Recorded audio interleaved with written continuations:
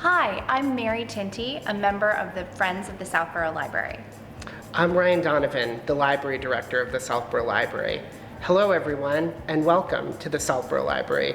We welcome gardening enthusiasts and curious minds that came here today for sustainable gardening with Kate Donovan from the Blackstone Valley Veggie Gardens. Before Kate shares her expertise on extending the growing season, maximizing harvest output, and preserving resources, I would like to take a moment to recognize the organization that makes lifelong learning programs like this possible, the Friends of the Southborough Library. The Friends are an extraordinary group of volunteers who work year-round to enhance what the Southborough Library can offer to this community. While the annual municipal budget covers the library's essential operations, it's the Friends who provide that vital extra support that brings special programming like today's event to life. The Friends believe that libraries should be vibrant centers of learning for all ages and interests. Whether you're here to check out a book, attend story time with your toddler, or learn how to grow your own food and flowers from seed. Every year, the Friends raise thousands of dollars through their fundraising efforts. They provide over $4,000 worth of free and reduced price museum passes annually, support youth literacy programs, and fund educational events that help our community learn new skills and explore new interests. Today's gardening workshop is a perfect example of how the Friends help our library respond to what our community wants to learn about. In this case, sustainable gardening and enhancing growing skills at home. The Friends support means we can bring experts like Kate Donovan to share practical, hands-on knowledge that you can take straight from this room into your own gardens. Whether you're a seasoned gardener looking to improve your techniques or a beginner wondering how to get started, this program, made possible only with the Friends support, is here for you. So please join me in giving a heartfelt round of applause to the Friends of the Southborough Library for their dedication to our community and for funding today's program.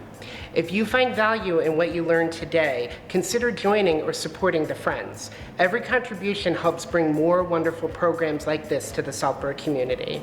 Now let's welcome Kate Donovan, who will guide us through the fascinating journey of sustainable gardening.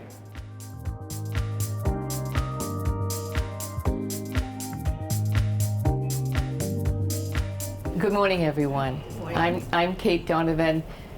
Southborough's like a second home to me. I've been entertaining and teaching the folks at Southborough for quite some time now on all things related to gardening, basically. So this is one that's near and dear to my heart. This is sustainable gardening, and let me just show you what sustainability means in this sense. Sustainability is really the ability to maintain at a certain rate or level, and the avoidance of depletion of natural resources in order to maintain an ecological balance. Meaning that we want to learn, and we also, personally, we want to do more with less. We want to keep that flow going, and we want to do more with less. And that's what it's all about. So the prices today are not going down any. A lot of us have had to, cut corners, and there are ways to do things more efficiently and more effectively. So let's talk about it. So one of the ways that you can actually save money is by growing perennial crops. A lot of people think perennial crops are the gift that keeps on giving. Blueberry bushes, raspberry bushes, apple trees, all that kind of stuff. Strawberries, asparagus. But they do take some amount of work as well. You have to go in and weed, you got to fertilize, you got to replenish the soil. So perennial crops are a really good way to decrease your costs and have more gifts come up every spring, but you do definitely have to understand them and how to maintain them. Also, no matter how hard you try, I grow many different types of tomatoes. I still have that mother load in August, no matter how hard I try to do the early ones, and I still have too many. So why don't we, take a little dip into understanding the way that we preserve our food through canning, freezing, and dehydrating to make it last a good year or two at least. Also, another method is lengthening your growing season, and you do this. Excuse me. Oops. I don't know. Oh, it's stopped me. It's in there. Not let it. Lengthening your growing season, and you can lengthen your growing season by using row covers and other methods, greenhouse, hoop house, cold frames to keep them warm. Also, sustainable in the sense that we want to be able to make a little and save a little money. One way that we can make money is, for example, one garlic bulb can make how many? Between 3 and 20 garlic bulbs in one season. Not only that, but you plant them in the fall, so it's not in contention with any other premium garden real estate. So that's one way that you can actually get a little bit of some spare change back so that you can maintain your own garden. So, and then we'll go over, we'll do a Q&A as well, okay? So let's talk about perennials. So let's talk about some of these fruit trees that just keep on gifting us beautiful fruits from year to year. Peaches, pears, apples, cherries, and plums, those are all, they all grow quite well here. So, but there are a lot of considerations you have to take, okay? First of all, our climate, we're in zone 6. I think you're probably in zone 6B as well. Obviously, the fruit trees that you buy are going to be those ones that I specified. Unfortunately, you can grow a Meyer lemon tree, but you have to move it in and out, or you can, some fig trees you can grow outside, but other ones you have to understand what grows well in our climate, or you'll lose your plants. So That works. thank you. Also, you have to understand the size of the tree that you're growing. There are dwarf trees. They grow anywhere from 10 to 20 feet, depending upon the type of tree. Then you have the full-size trees that can be 35 feet. I don't have any full-size trees because I don't know how I would get so high up on the tree, so I get the dwarf ones myself.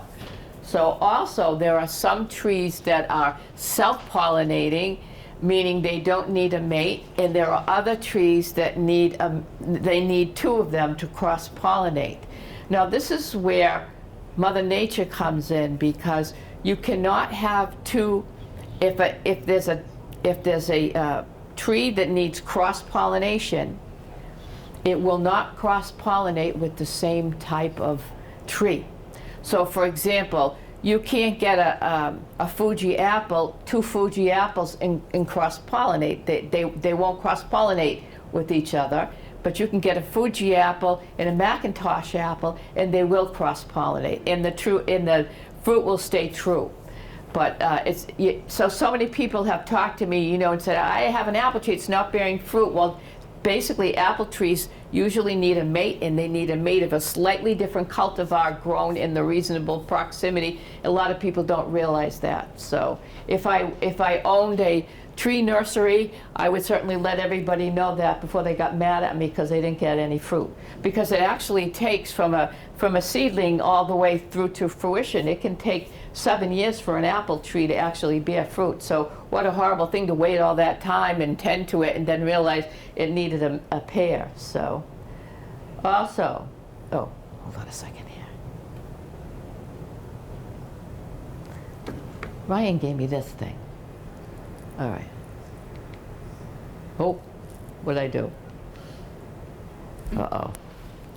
I didn't want that. I'm not going to use it. It blew up on me. Oh. All right.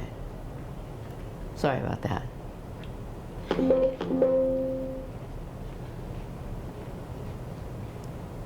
All right. So here are some here are some nice plants that can bear you a lot of fruit. When I came on my property, I had a lot of blackberries. They were all over the place. And there's something else I want. They grow wild, and they get brambly, meaning that they're so tangled and bushy that they don't really produce any fruit. And another thing about these, and many other fruit trees and bushes, they don't care whether they bear fruit or not. They're quite, and if they don't get enough, sunlight, they're not going to bear fruit. So, but they'll get bigger, but they don't have enough to actually bear the fruit. So you'll get a bunch of brambles and, you know, stems that are 10 feet tall or what have you. So you really have to get in there and prune them down, and you need to make sure you plant them where you get at least 6 to 8 hours of sun. I have these beautiful yellow raspberries, golden raspberries, that they tend to get away from me, unfortunately. But I do the best job that I can, and my granddaughters are, you know, well set up with a lot of snacks from them. So let me just explain a little bit about these plants in case. Has anybody ever grown any berries? They're really great. Okay, so blackberries are black. They're red when they start out, and they're black, okay, when they ripen. Raspberries can be red, yellow, yellowish gold, or they can be black when they're ripe. So a black raspberry is not a blackberry. The way you tell which is which is the thorns on the blackberries are about 1/2 inch. They're really, they look like the thorns on a rose because it's in the rose family. However, the ones on the raspberry are a lot smaller. In the raspberry, if you take the leaf and you pull it, you know, turn it upside down, the leaf on the back of the raspberry is very light bluish white. The leaf on the back of the blackberry is green. See the difference? And even the stems of the raspberry can have a bluish hue to them. So, but they're cousins. Like I say, they are all related to the rose family. And then the blueberries are not related to the raspberries and the blackberries at all. But the blueberries, it takes 5 to 7 years before they're fully mature, so you have to be patient with them. Sometimes they need a mate, sometimes they don't need a mate. But don't grow them too close to your raspberries because the raspberries are bullies, so they don't really play nice. And I made that mistake, and I pick a few little blueberries, you know, that feel like coming out to you know, coming into bloom, but basically the raspberries are hindering their growth. So you have to be careful of where you space these as well. All right, so also maintaining your perennials. You have to make sure that you feed them. You don't feed your perennial apple tree the same way you will feed your lettuce. I mean, they need there are specific fertilizers. They do have organic fertilizers that you can feed depending upon what it is. Blueberries are especially acidic, so blueberries have their special fertilizer as well. You have to, fruit trees are very sweet. All the pests come to get that sugar. You know, it's an ironic thing is we're taught about the bees and the wasps. You know, the yellow jackets are wasps. They're not bees. And typically, during the early part of the season, they will go for the aphids in the eggs and the nasty things in your garden, and they'll chow down. But when it starts to get to the fall, their bodies need sugar. So you'll often see a yellow jacket nested into one of your pieces of fruit, which I found out the hard way one time. So, and it's not unusual at all. So you have to spray them, and you spray them probably every couple of months. All your fruit trees, and then you have to prune them accordingly. Basically, the time to prune your fruit is I'm going to kind of paint it with a broad brush, but it's typically late winter, early spring. The reason for that is they're still dormant. And because they're dormant, they're not going to complain too much and they're not going to wake up. If you're cutting into a live branch on a tree that's trying to bloom, you may disrupt the whole cycle of the plant. So, but don't forget about them. I mean, they're really a good opportunity to not have to fret with all these annuals we grow. Tom says he's growing zucchini. I know you've done your cherry tomatoes, your cucumber, but this way, it is a little bit less confusing. Okay, so let's talk about some of these plants. These are perennial plants that will grow, and some of them will grow right in your garden beds, okay? Anybody ever heard of sunchokes or Jerusalem artichokes? So have you ever heard of them? I say so because you seem to know about native plants. It's a native plant. I don't know if that's me. Excuse me.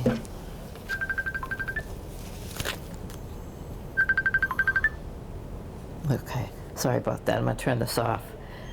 Okay. Okay. So Jerusalem artichokes are probably the most prolific plant that I've ever seen, native plant that's grown in the garden as far as a food crop goes. It grows 10 to 12 feet tall and it has a little bright yellow sunflower looking thing on the end. It is in the same big family as the sunflower, although sunflowers don't grow tuber. It has a tuber that grows about yay long that looks like ginger. It's not ginger. They're not from Jerusalem and they're not artichokes, but they do taste kind of like potatoes and kind of like a water chestnut, but you can use them in stews, you can shred them, and you don't even have to, you pull up the tubers, but you never really have to replant them because you always leave a little tiny bit in there and they always seem to do just fine. So Jerusalem artichokes, but you never see them in the store. The reason you never see them the reason you never see them in the store is because of same reason you never see pawpaws in the store, another native fruit, is that they don't have a long shelf life. And when you talk about groceries and you talk about shelf life, that's what it's all about, but these kind of perish. So we just dig them out as you need them. You dig them out garden to plate. The whole thing is, though, they tend to spread, so you really need to give them their own space, and the tubers go way down 1.5 to 2 feet deep. So. Also, let's talk about asparagus, purple asparagus, green asparagus. The best way to start, if you don't have an asparagus patch, the best way to start is to get the asparagus, they call them the asparagus crowns. And it's just a root. And you dig pretty deep and place those roots and cover them all up. There's two different, they do have genders. There's a male asparagus plant and a female asparagus plant. You want the male, basically, if you have an option to get the crowns, you want the males because the males are prolific at the root. The females are prolific at the root. They don't reproduce at the root, they reproduce at the seed, and you get a lot of that, but seed is not quite as reliable. So the males are the ones to get. And asparagus, the first 3 years, you're really not, they grow ferns about yay high. You're really not supposed to even eat them. You want them to have a chance to really develop in that bed.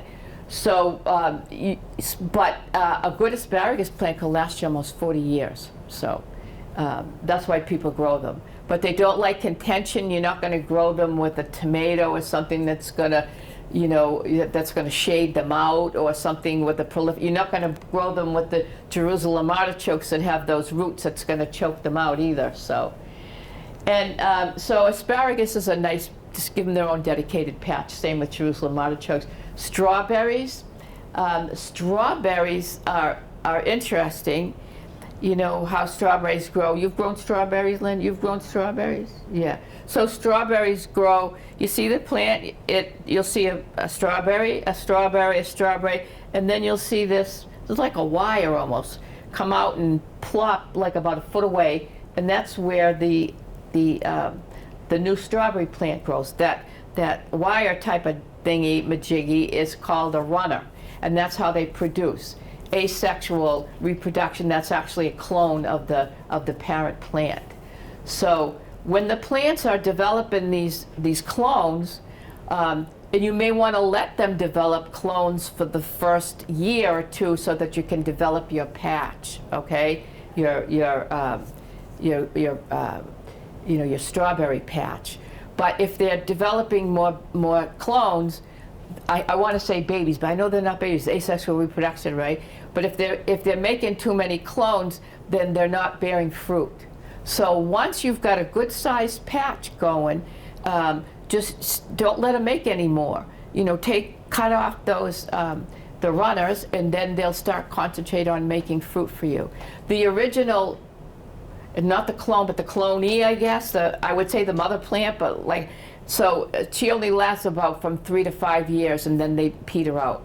So you really got to clean it up and get out all the dead pieces of root and all that. So it's a little bit of work to tidy up a strawberry plant, or they get very weedy as well. So, and strawberries are actually good companion plants with the asparagus. They come up, they're not deep rooted, they come up at different times, and they help each other with soil issues. The other one, the other one that you don't have to really worry about too much is herbs, perennial herbs that you grow. You have to grow perennial herbs? What do you grow? Oregano, chives. Yeah, oregano and chives. Keeps going back. I had this lady, we're doing a planting project, and she says, what do you have growing in your garden? I said, right now I have a lot of chives growing. We'll just take them out and replant them. They come up early in the season. The oregano, the mint, the lemon balm. Mint is a wonderful plant to grow, or it makes a nice tea, and you can make mint extract out of it. The whole thing is the roots are so nasty that they will crowd out all your other plants. I had one that got loose in the bottom. I planted in a cinder block. It got loose, the roots got loose, and I have a whole, it got into my strawberry bed, and I had to end up trashing the whole strawberry bed and starting from scratch. So they're very prolific at the root. It's Mother Nature's way of making sure that the mint continues, because it has a very tiny, typically non-viable seed. So it doesn't have much of a seed, so Mother Nature gives it these very strong roots in order to reproduce. But you have your mint, you have the lemon balm, which is lovely. It smells like lemon. It has a nicest, in some things it smells more like lemon than lemon. So it really does a nice job. But that one, it does have pretty strong roots, and it will go over, but it also multiplies by seed. So when something's really viable via seed, you'll find the plants all over the bed.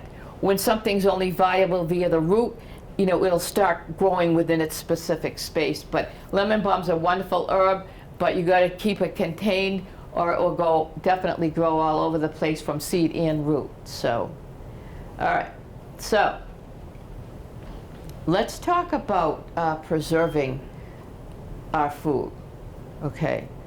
So, all right.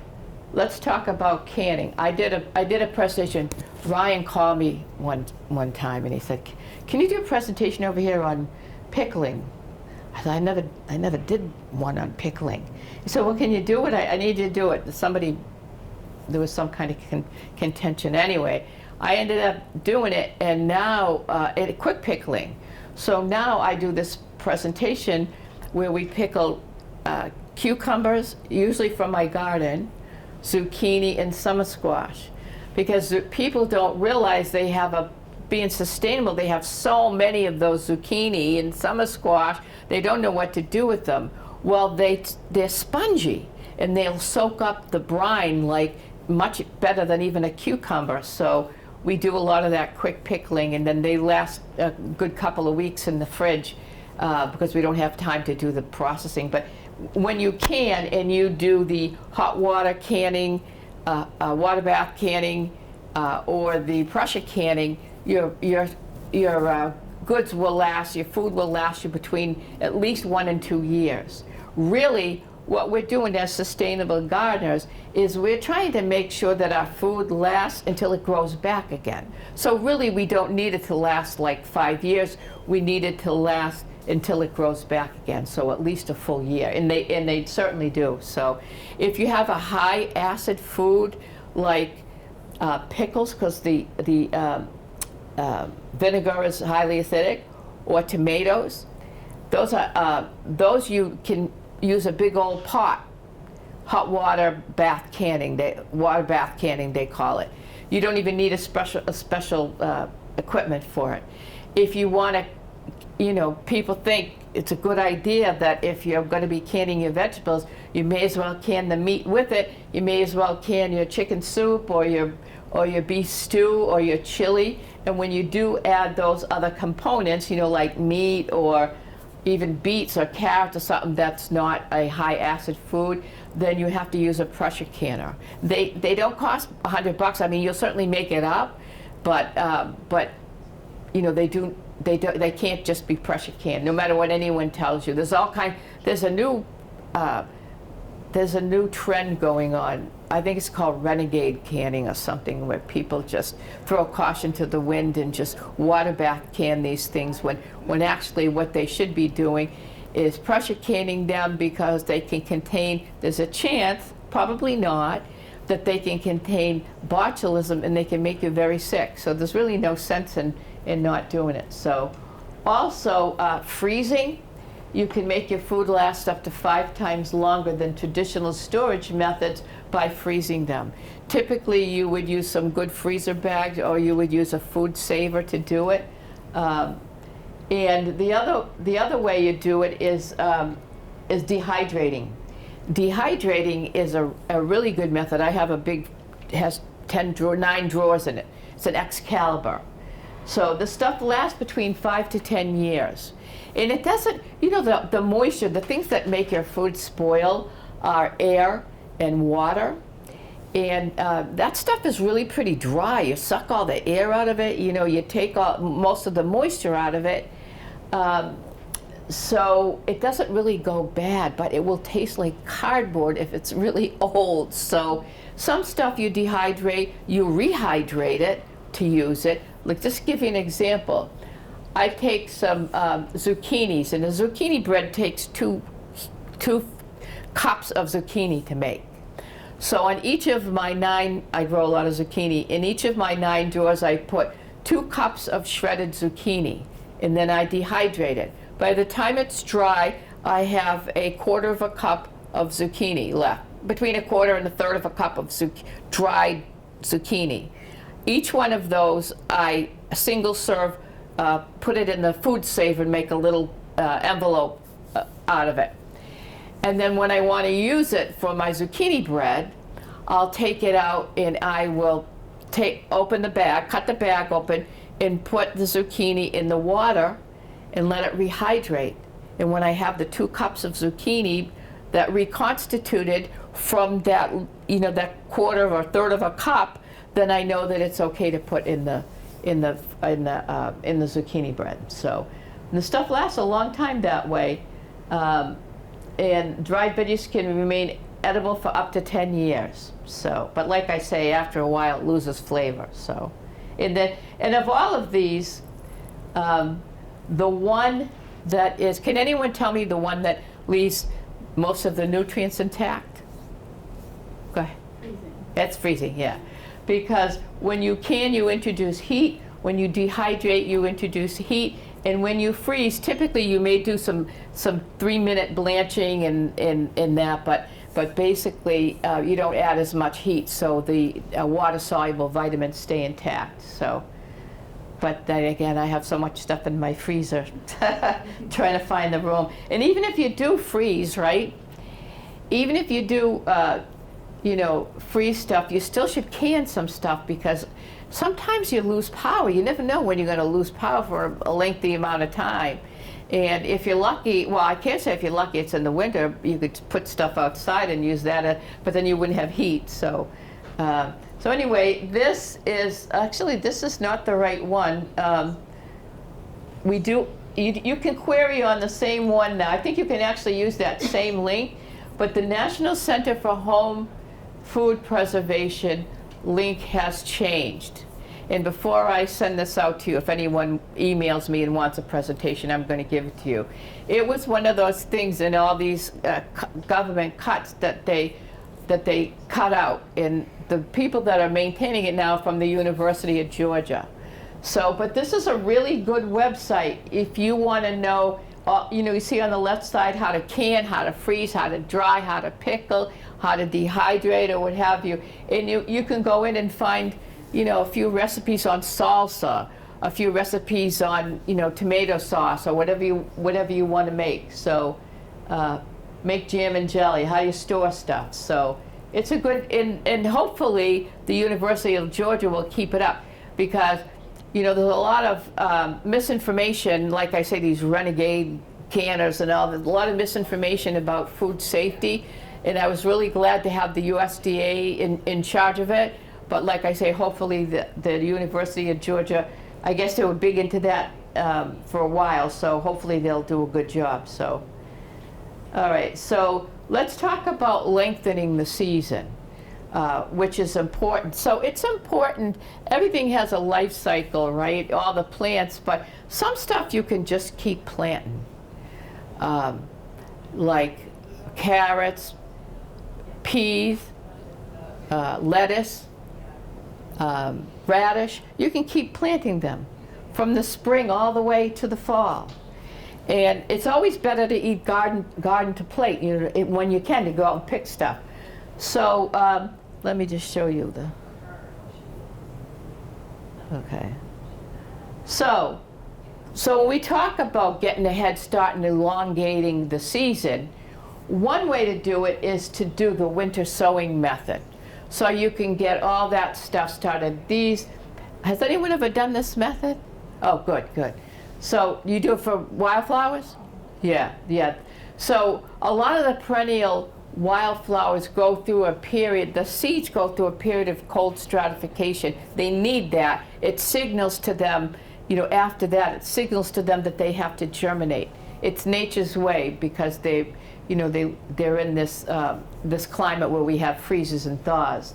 However, you can use this with food as well. So I start my cold hardy crops, my brassicas, and a lot of my perennial herbs. I'm trying to think what else. I do beets, like I say, kale, cabbage, all that kind of stuff. In the minute winter, that's right around Christmas time, I know I can leave my jugs outside. So, and then in the middle of March, we sow the seeds for the tomatoes, peppers, cucumbers, all the warm weather crops. Seeds don't mind being frozen. They like to be frozen. Some of them need to be frozen. None of them really, 99% of them don't mind it. However, they will freeze if they're babies, so that's the whole thing. I wouldn't plant tomato seeds in December. I wait till March, because in December, if we have a lengthy, we have a lengthy thaw, and it gets warm enough, just to maybe a happenstance that you may have germination. And if you have germination and you got a little tiny baby seedling, the minute the cold comes again, it will freeze and die. Seeds don't die from the freeze, but the little plants do. So, but anyways, a lot of people doing this now. It eliminates the need to have grow lights. It eliminates the need to have a hoop house or any of that kind of stuff. You just have your own little greenhouses, and you get to give all that plastic a second life. So, and here's some other ways. You see there's a hoop house over here. There's a couple of different methods. You can, first of all, you would never leave that on there in the summer, because the heat gets 10 to 15 degrees warmer than the ambient weather. So if it's 85 degrees outside, it's a really warm day, it's going to be 100 underneath that. So that's just to extend the season for those crops that are on the fence, like spinach. This past year in the town of Blackstone, we have the spinach plants that never really took off. I guess they were in some kind of a microclimate. That happens, you know, in your yard you can have one area that's specifically warm. So we have the spinach that seems to be never have died, and it seems to be coming back because they like it on the cool side. So some stuff you'll even get them to grow year round, some of your greens. So that's a hoop house. There's a couple of different materials. One is the plastic material, and what happens is you're creating a greenhouse, it's all closed up. You may get some mold in there if you're not careful, and if it does dry up, you'll have to lift it in order to water it. There are other meshes that you can use where the rain does get in, but they don't provide quite as much protection. So, you know. Sorry, how do you use the plastic jugs? I don't quite understand what you were doing with those. Oh, the plastic jugs? Yeah. This is how you do it. You take the plastic jug and you cut it this way, flip it up, you leave a little hinge on, you put the potting soil in, or you have to put holes in the bottom for drainage. Put the seeds in, and then tape it back up again. And then you put it outside. And then when the seeds germinate, you know, now I have more lettuce than I know what to do with right now. You take them out and you transplant them. It's basically for seed starting. So, yeah. You leave the cap off. You leave the cap off so the water comes in. Yeah, that's right. So, and then there's certainly you can have a greenhouse. That's one that looks like somebody made from some spare, you know, pallets or whatever they have lying around. And there's a cold frame. You have, you know, everybody that builds stuff has extra materials around, and you know you don't want to buy what you don't have to buy. So let's see here.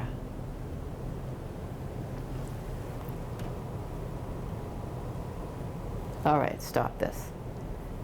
This is like mine at home. Oh, there we go. Okay. So let's talk about these crops, okay?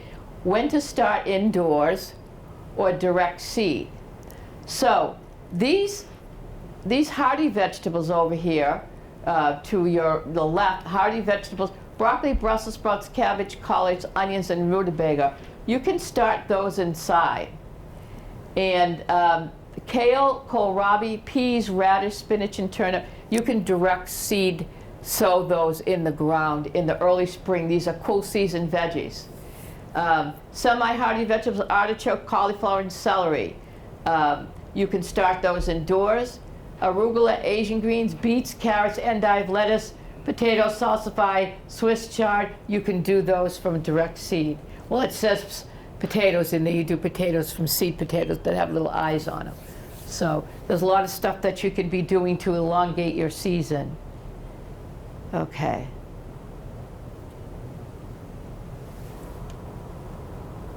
Okay, go back. Okay.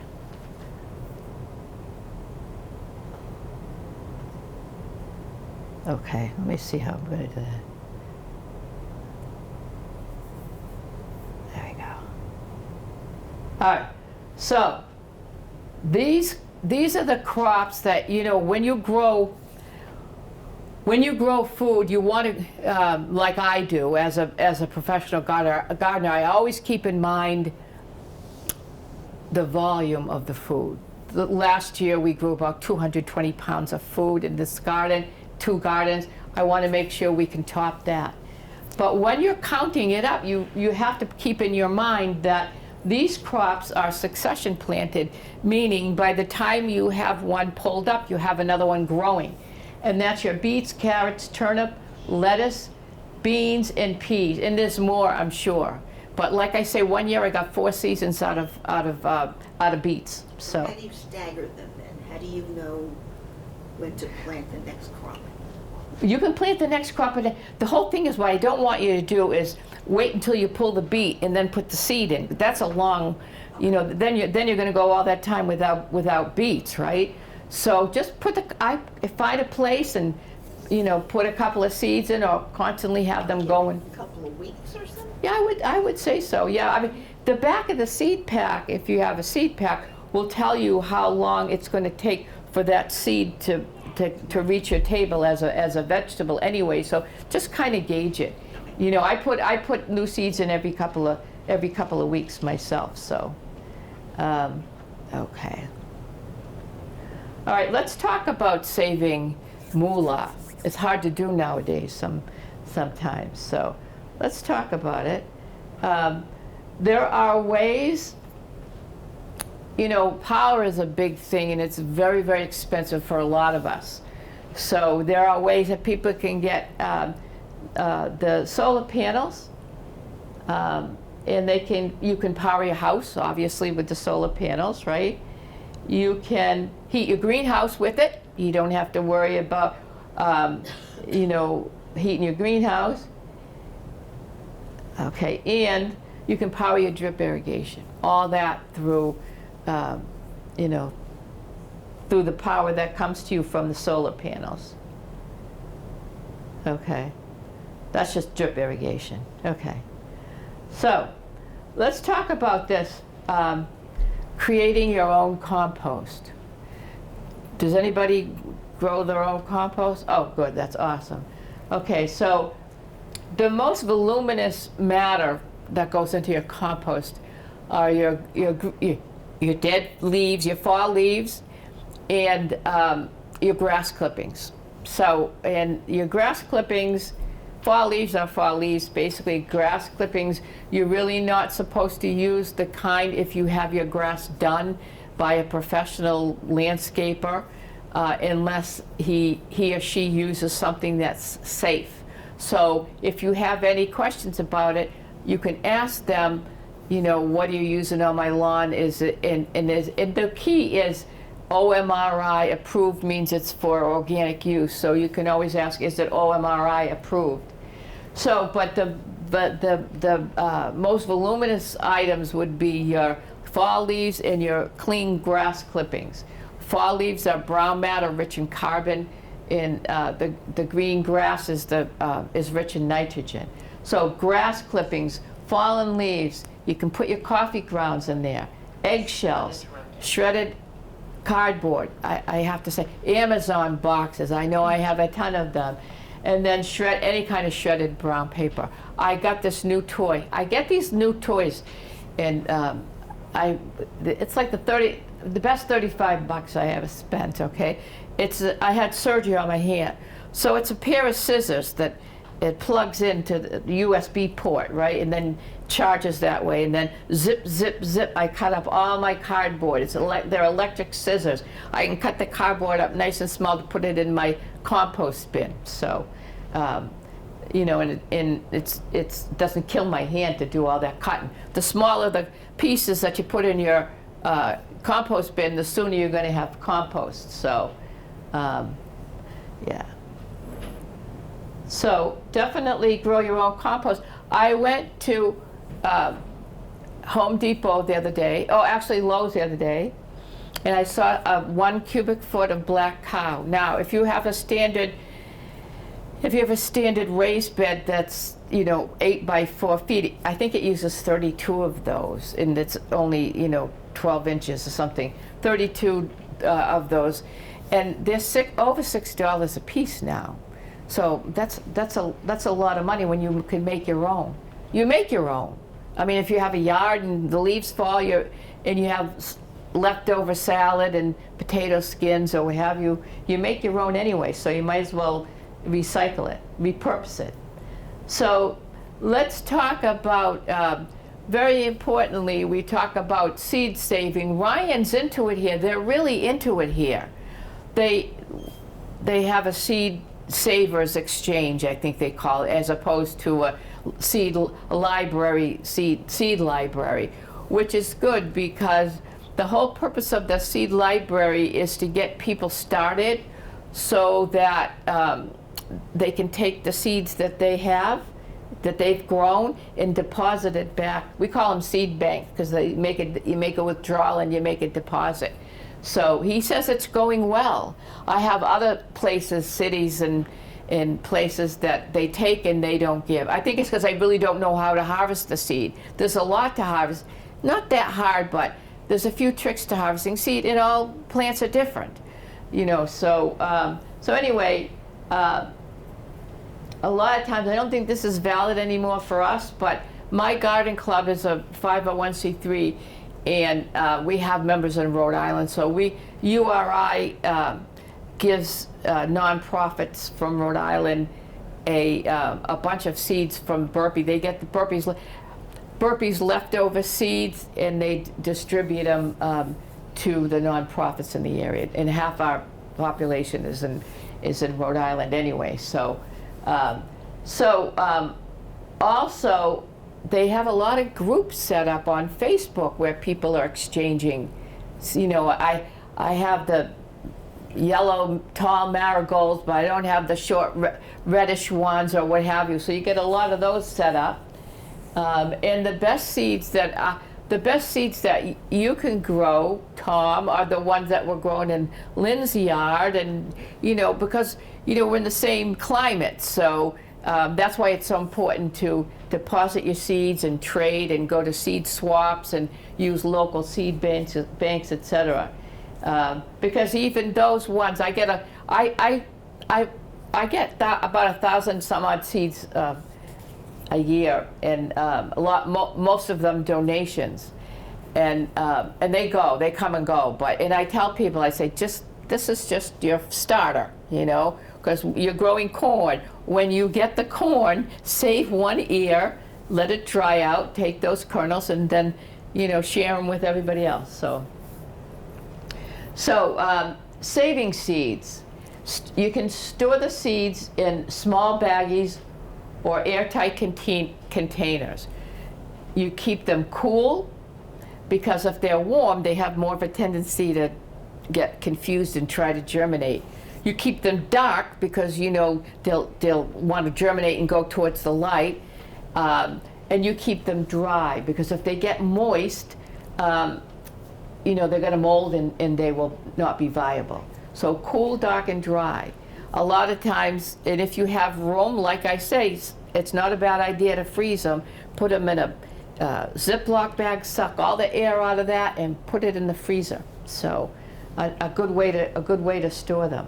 So also, there's a couple. I don't know which ones of these are still in business, but the Dollar Tree, and they used to sell, even up till I think it was last year, four packs of seeds for $1. Even though everything else went up to $1.25, it was still 4 packs for $1. But they went up on the price as well. Everybody goes up on the price. But if you can get those seeds, I think they're American seeds.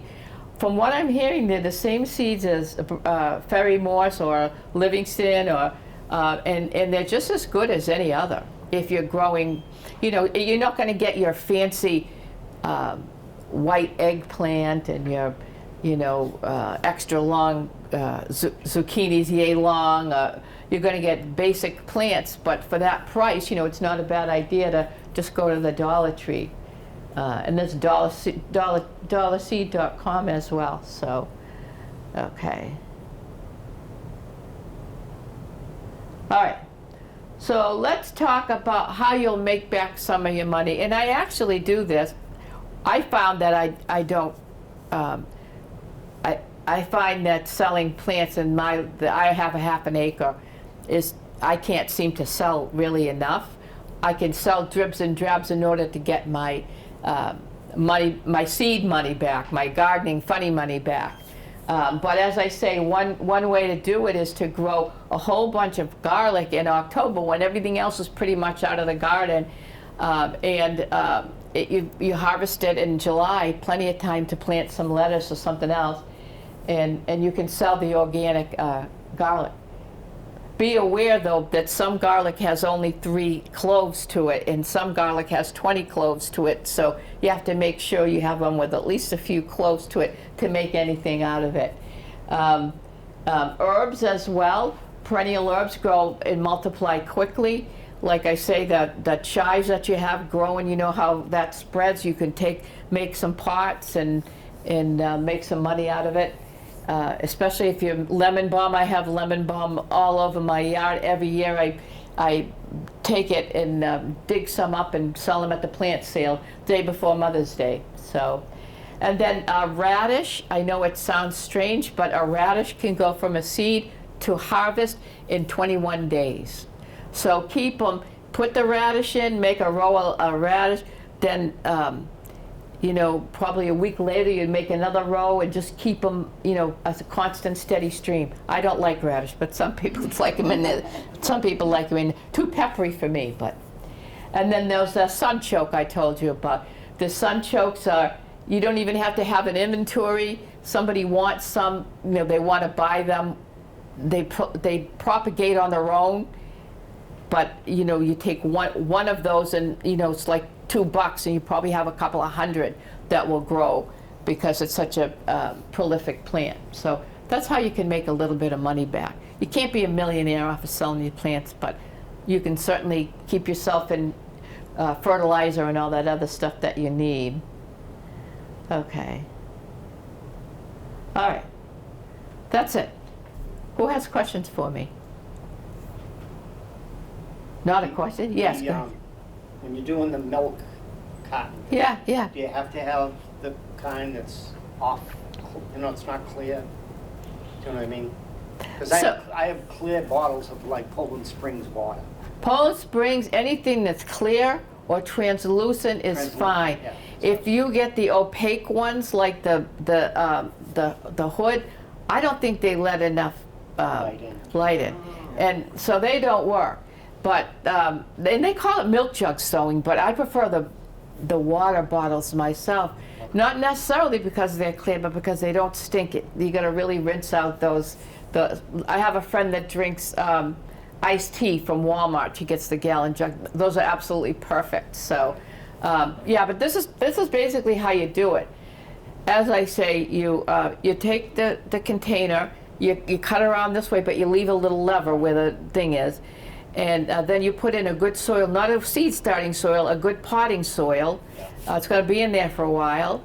Then you put, I'd say, you know, if it's a pea or melon something, you put probably 9 to 12 seeds in, pat it down real good, water the heck out of it, tape it up with put a label in, tape it up with duct tape, and write the name of the seed. It's on the label, but write it on the outside too. Sometimes they wear off for some strange reason.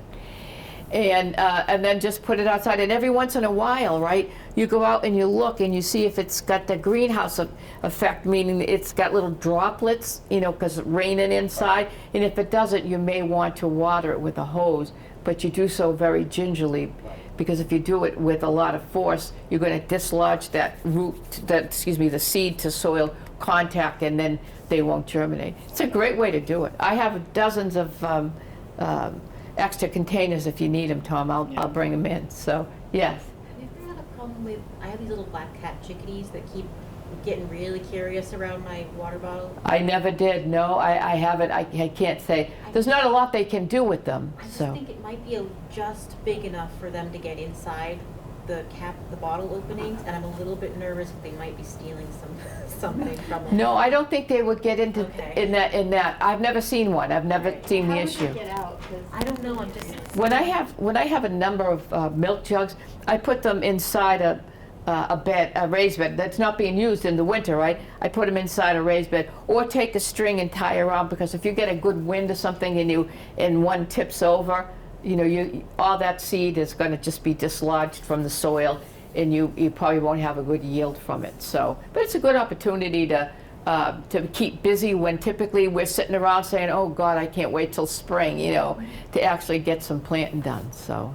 If you left the lid on, would it not mean that you wouldn't need to water it and it would just stay? It doesn't though, it evaporates, so, and that's always a tricky thing. You always take the cap off so the rain can get in. It gets in that little hole, and the theory is that you'll see the evaporation and the condensation on the walls of the insides of the jug. If you don't see them, you're going to have to water anyway, but no, I don't think I would keep them contained. I don't think it would get enough water, so, yeah. Any other questions? So let me just show you this, okay? So I don't have the handouts today because my computer broke, so I didn't. So anyway, this is my email, bvveggieGardens@gmail.com, and that's my website if you want to take a look at it, because all my events that I have, I do all kinds of them. I got some in Bolton, I got a bunch in Hudson, not too far from here. Marlboro, I always go doing stuff in Marlboro as well, so check my calendar, and I have a contact us link right on there as well, so that it goes right to my email.